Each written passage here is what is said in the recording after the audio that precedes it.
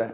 अब ज्यादा समझे कि जरा हम इसको समझ लेते हैं। मैं बार बार इस बारे में बोल रहा हूं कि खतरा एक्चुअली उनको नहीं है जिनकी इम्यूनिटी स्ट्रांग है। तो किनको खतरा है उसके बारे में बात कर लेते हैं। खतरा एक्चुअल में किसको है?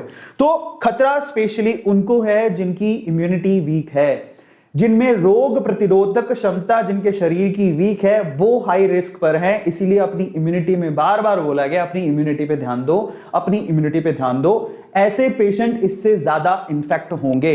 इनफैक्ट मैं आपको बताता हूं, टीओआई का एक आर्टिकल है जिसमें इंटरव्यू में ये किनका है, एम्स के जो चीफ हैं उन्होंने भी ये कहा है, misuse of steroid major cause behind the black fungus. क्या हो रहा है कि अगर आप ध्यान से देखो तो कोरोना का जब ट्रीटमेंट किया जा रहा है उसमें स्टेरॉइड्स का इस्तेमाल भी किया जा रहा है। अब हम क्या कर सकते हैं, कोरोना से बचे, इधर कुआं उधर खाई। अब कोरोना के ट्रीटमेंट में स्टेरॉइड इस्तेमाल हो रहा है और वही स्टेरॉइड हमारी इम्यूनिटी को भी डाउन करता है और उसी वजह से हम लोग ब्लैक फंगस के भी शिकार हो सकते हैं।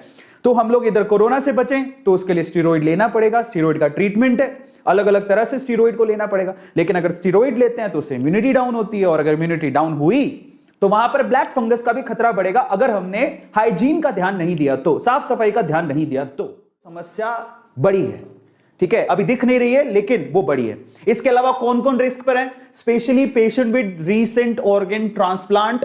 अगर अभी किसी ने अपना ऑर्गन ट्रांसप्लांट करवाया या फिर कैंसर से वो लड़ रहे थे, कैंसर का अगर ट्रीटमेंट चल रहा है तो वो हाई रिस्क पर है, तो उनको बहुत ध्यान देने की जरूरत है। स्पेशली अगर आपके घर पे कोई शुगर या शुगर के मरीज है, डायबिटीज है, अगर किसी को डायबिटीज है, डायबिटिक है वो, तो उनको बहुत ज्यादा ध्यान देने की जरूरत है। बार बार लगातार उनकी डायबिटीज को चेक करते रहे, शुगर के लेवल को चेक करते रहे, उनको खतरा सबसे ज्यादा है, ठीक है। तो इसलिए कह रहा था आप लोगों से, अगर आप ऐसा सोचे कि हम तो स्वस्थ हैं हमें क्या लेना देना, लेकिन यहां पर कैच है, आपके स्वस्थ होने से तो खैर फर्क पड़ेगा ही, लेकिन अगर आपके आसपास किसी को भी शुगर है या कोई ट्रांसप्लांट करवा के आया या कैंसर है, उनको तो दिक्कत हो सकती है। तो इसलिए आप अगर सजग रहेंगे, उनको बताएंगे तो बचा सकते हैं, ठीक है। इसके अलावा जरा आप देखिए, यहां पर स्टेरॉइड दिया गया, यहां पर immunosuppression of by steroid.